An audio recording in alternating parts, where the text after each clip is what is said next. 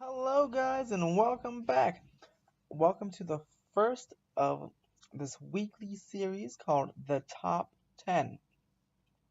This will happen every Wednesday. You'll also get a notification every Wednesday if you subscribe, and you can subscribe right up there. You can get a notification every Wednesday on our brand new Top 10 weekly series. Every week we'll do a different Top 10. Today is going to be Top 10 Disneyland Resort rides. Next week will be Top 10 Disney World rides. And the week after that will be top 10 roller coasters from amusement parks in Southern California. Um, or California. I haven't really decided either Southern California or the whole state of California. But I'll let you know more of that in a couple of weeks. But back to this top 10 for Disneyland Resort. This includes obviously Disneyland and California Adventure. For those of you who don't know or never been, Disneyland Resort has two theme parks, Disneyland to the north and Disney California Adventure to the south. Um, and my favorite rides, top three, are definitely in California Adventure. You should come down and visit if you've never been. Let's start with number 10, though. Number 10, we're going to jump down south to California Adventure, and it's actually the Grizzly River Run. A very fun raft ride if it's really warm outside, with a group of friends during the day. And it's a very like great, great Snapchat ride. I've always loved to take Snapchat videos on the ride, and it's a great group also to meet other people. Let's say you have a group of four. That each raft, it's a river raft ride, so each raft has 8 people. If your group has less than 8, you're definitely gonna be seated with people that you don't know. So it's a great opportunity to have some fun, meet some new friends, and just all have a great time. And this ride unfortunately doesn't take your picture. I wish it would on the last drop because it is, like I said, a group ride. But unfortunately, this ride does not take your picture, but does get you very, very wet at times, which is why I do not like going on this at night or when it's cold outside. And why it's my top and the 10 of the top 10. It only really made it in because of it's a really fun group ride to go on. But other than that, it has to go on when it's really hot outside, or else I get cold and wet, and I don't really like being a combination of cold and wet, especially when I'm at Disneyland till midnight. One of them's longer. The longer one spins you on the drop, so a 25-foot drop that spins you, which is pretty awesome. The first one is a 15-foot drop that gets you the most wet actually, because you're not spinning, so you're just sitting in one place, so all the water comes up and splashes right back on you. Also, you slide right into a cave, which is pretty awesome. And then also, but then you go through a whole bunch of rapids, and then you go down the second drop, which spins you, and then you go above a geyser, and then the ride is over. It's in the Grizzly Peak area of the park, and it's very well themed. Heading on to number 9. Um, this ride would have made it higher on my list, but it's very painful. It's currently under a several-month refurbishment. It's going to return this fall. It's the Matterhorn. Anyone who's ever been to Disneyland, Matterhorn is very painful. It could be very painful depending on where you sit, if you ever sit. Um, so that's why a lot of people don't like it. A lot of people can only ride it once, and they know when to ride it. So really hold on, and there's a certain way you can position yourself to really minimize the injuries. Um, and and but the Matterhorn is also very iconic because it is Disneyland's and actually the world's first tubular steel roller coaster. For that, everything else is mostly wooden rides, or basically wooden rides. And while the first tubular steel roller coaster, tubular steel track is, wooden roller coaster track is kind of like a boxy track. Um, a tubular steel is like the track looks like this. There's two railings and it's like in a circle like that. Think of rides like Tatsu, and any steel roller coaster, looping roller coaster.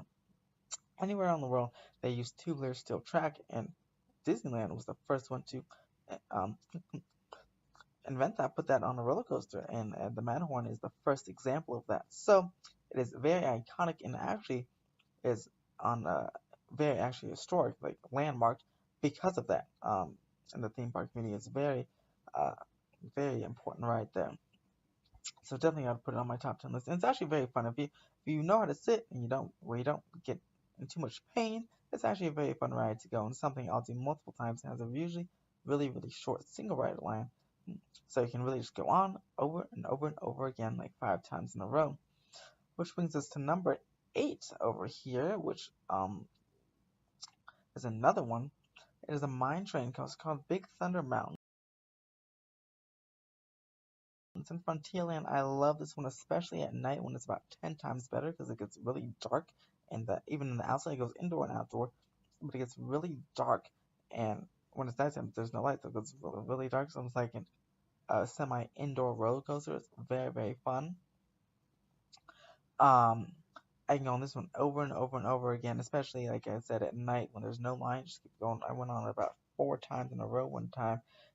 It is one of my favorite rides here in the resort. It would have been higher up on the list, but the other 7 rides are actually really fun too. And it took actually a long time to come up with this list because I was really debating like, oh, I like this ride, no, I like this ride. But just because it's number 8 doesn't mean it's not up there with one of my favorites. Keep in mind there's over 140 rides and attractions between Disneyland and California Adventure, so number 8 is pretty damn good. Heading over to number 7 is a really awesome dark ride.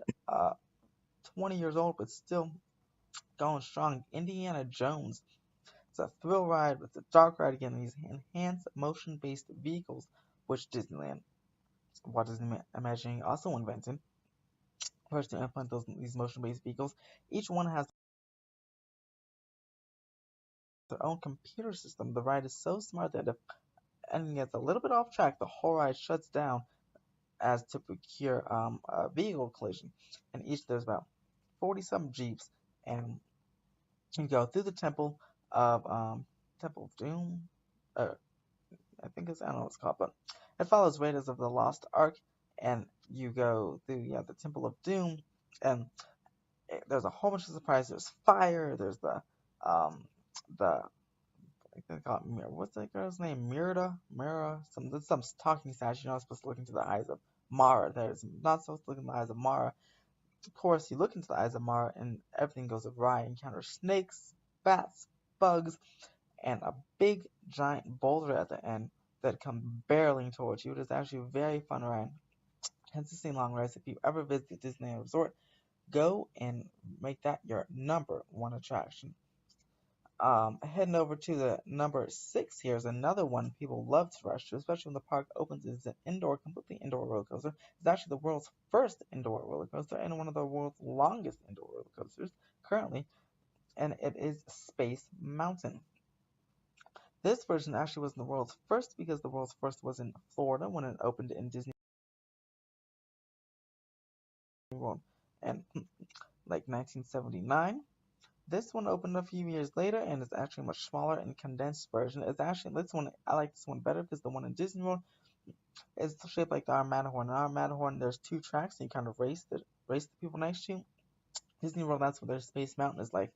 Um, they go up and they race next to each other, but because of that, it goes so it's double the size, but it goes slower because it's 2 tracks. It only goes 28 miles per hour. Our Space Mountain here is very condensed. Um, land is land is a little bit landlocked here in Anaheim, so it's ours has been dense, meaning our Space Mountain just folds up on top of each other and goes round and round and round and round and round with about like one dip in there. And because it's so condensed and goes round and round, it goes 35 miles per hour, so it goes about 7 miles per hour faster than the one in Orlando, which is why ours is better. Also, the one in Orlando is the single seater. They are like the aisle seats like this, like our Matterhorn, our Splash Mountain.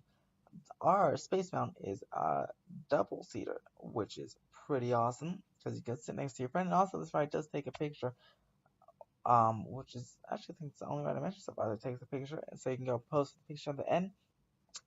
This ride has a couple of overlays. Um, for Halloween, the Space Mountain Ghost Galaxy, which is actually debuting and coming back in 2 days, where a space ghost chases you throughout the entire thing. Really fun. In Hyperspace Mountain, it's a Star Wars version, which is really fun too. That's my favorite version because you're in the middle of a space battle and you have has on-ride speakers to do the Star Wars soundtrack with you. So that's pretty awesome there. Coming up in the top five now. This is a seasonal one. I love regular Haunted Mansion, but the Haunted Mansion Holiday is superb. It follows Jack Skellington in the Nightmare Before Christmas movies. So it starts in Halloween and goes actually all the way through January, because it goes through Christmas as well. So it's up for about 6 months of the year, Haunted Mansion Holiday, and the other half is just the regular Haunted Mansion. It's very fun. It's much more festive. So many decorations, so like over hundreds of decorations from the queue all the way to the courtyard to the inside of the attraction. And every year they have a different special unique gingerbread house that you can go in this one scene. Then you go actually afterwards into the gift shop and buy a baked gingerbread house, full scale. It's a huge two-story gingerbread house. It's pretty awesome, smells fantastic, and really gets me in the Halloween and Christmas spirit. So and it's very popular. It's been going on for, I'd say at least 15 some years from now. This is only available here. I think maybe in Japan, Tokyo Disneyland, maybe. Definitely not in Florida though. It's not in Coco's. Not Coco. Haunted Mansion in Florida does not have a Haunted Mansion holiday that is exclusive. In the Americas, it's exclusive to Disneyland Resort. But I know it's at least one of the international parks as well. And last year got up to 5 hour waits when it debuted, because even though it's 15 years old, because it's just so freaking popular. It is really great. They offer so popular they also offer fast pass for the attraction just when Haunted Mansion holiday is up. Other than that, regular Haunted Mansion is popular but not popular enough to add the fast pass max pass to it. Heading over to number four here. Very um well themed and expensive ride. At the time, it was the most expensive theme park ride ever built at $200 million. And that is Radiator Springs Racers in Cars Land back over in California Adventure. It's the anchor to the 12-acre Cars Land, and it is absolutely beautiful. I mean, even if you don't like the ride, whether you're too scared or you just don't like the ride, just walking through Ornament Valley and the Cadillac Range is beautiful. You can very scenic pictures. There's so many. I'm sure you guys seen Instagram pictures, commercials of the Cadillac Range and Cars Land, the backdrop to the ride. Ever since it's debuted in 2012, it is absolutely fantastic. When you get on the ride itself, it's like it's the same technology as Test Track at Epcot, but this one, you get on the ride, you go into Ornament Valley, go to the iconic waterfall scene where Lightning McQueen and Sally had their first date. Then you go inside and you have these impressive lifelike animatronics, some with moving mouths, like the mouths actually move, like it's incredible.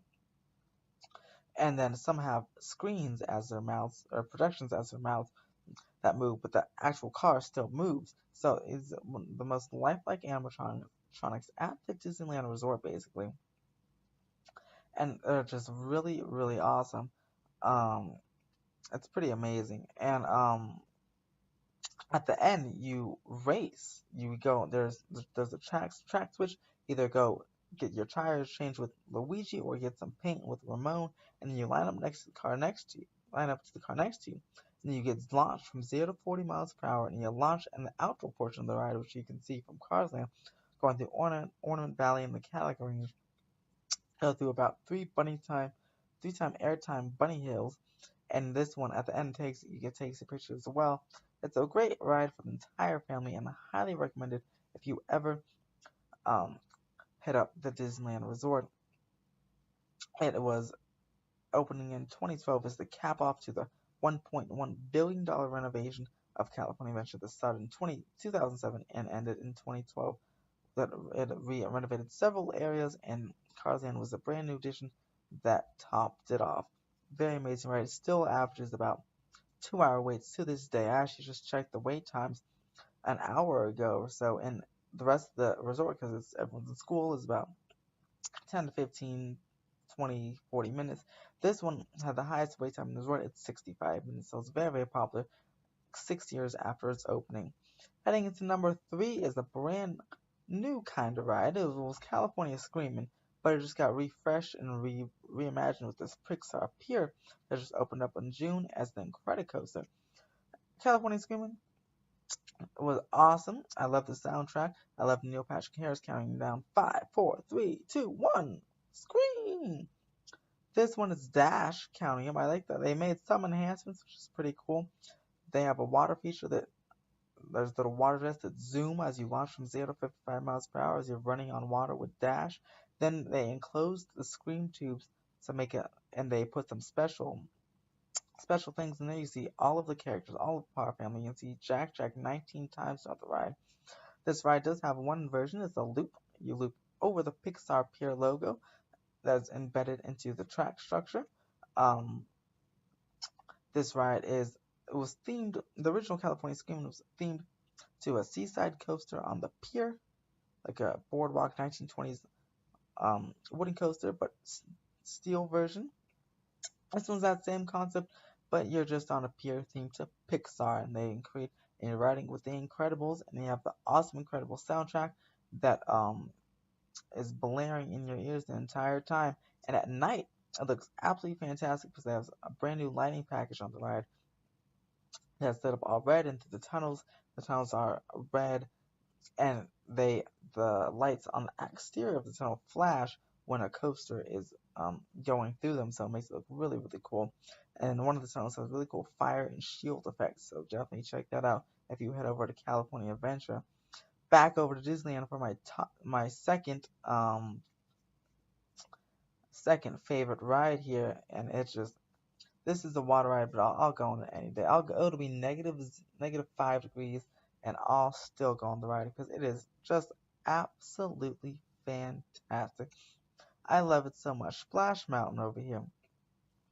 I've gone in at 11 p.m. I've gone in at 11:59 p.m. I've gone in the dead of winter with shorts, jacket. I don't care. I know with Grizzly River Run, I said I don't like to be wet. I don't like to be cold. I'll take that for Splash Mountain because it has such a fantastic storyline. I mean, he followed Briar Rabbit through the finding his laughing place. Briar Bear and Briar Fox try to come and stop him, and then you simulate his fall to the laughing place. It's fantastic. It has three great songs. How do you do? Uh, Everybody's got a laughing place, and Zippity Doo.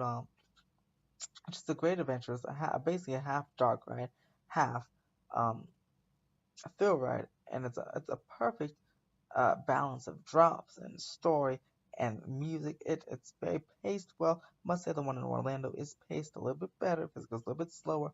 But this one is just fantastic. It's my second favorite ride. I'll go on any day of the week, any season of the year. And this is why it is open for just about all of the year because a lot of people will also still be long lines in the wintertime as well. So Splash Mountain is an iconic attraction, definitely must see. Which brings us to our number one, my favorite attraction at the Disneyland Resort is actually in California Adventure. And this one used to be the Tower of Terror, and it was still my favorite ride when it was the Tower of Terror, but now they changed it to Guardians of the Galaxy Mission Breakout that actually is anchoring the new Marvel Land that just broke ground today as Bugs Land shut down.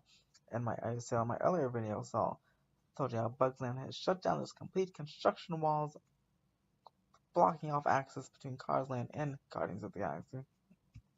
So you have to walk a bit extra for about a year and a half, but it's really incredibly fun. Like, holy! They added more drop profiles. There's 6 different ride variations go on each to a different song, and it's just really really fun. There's about 8 to 10 drops per ride profile, and there's randomized. You just can't remember which one's gonna happen next. It's just an overall really fun experience. The ride time is about the same, but it feels so much longer because there's a lot more drops, and the action starts right away. There's good songs in there. My favorites are I Want You Back and Born to Be Wild. My favorite ride profile is Born to Be Wild, but my favorite song is I Want You Back on the attraction. And it's like having a party and riding a very good thrill ride. For those of you who don't know, Guardians of the Galaxy Mission Breakout is a drop tower ride that drops you 13 stories or 113 feet indoors, And the official term is an indoor accelerated drop tower, right? And it seems to Guardians of the Galaxy, what you're trying to do is helping Rocket has escaped the Collector's Fortress, and you're trying to help the rest of the Guardians of the Galaxy escape the fortress and back into freedom to the Milano, where Mantis is waiting. They can leave up to space, back into space. But Guardians of the Galaxy is definitely a must do. Actually, all 10 of these things are definitely must dos, but especially the ones from top 5, I believe are must dos. Um, to get into if you ever visit the Disneyland resorts. For those of you who are coming for the first time next year when Star Wars Link Galaxy's Edge opens, yeah, definitely while you have your fast pass for the 2 attractions in Star Wars Land, go over to California Adventure, go over the rest of Disneyland, and go try these other iconic attractions, and then head over to Star Wars Land where we'll have a brand full walkthrough when it opens. But definitely try these top 10 rides here. And thank you for watching our top 10 series. Subscribe right up on that corner if you want more notifications for new videos and for when the next top 10 series comes out. And make sure to like the video. Come back next week for our top 10 Disney World rides that will include top 10 from all 4 parks combined. So it'll be a very tough very tough park 10. Hold on. Very tough top 10. Sorry. Because we're going to take rides from Magic Kingdom, Epcot, Animal Kingdom, and Hollywood Studios. And I really have to figure out, especially the newly opened Pandora and Toystoyland, which ones are worthy enough to be in the top 10. See you later.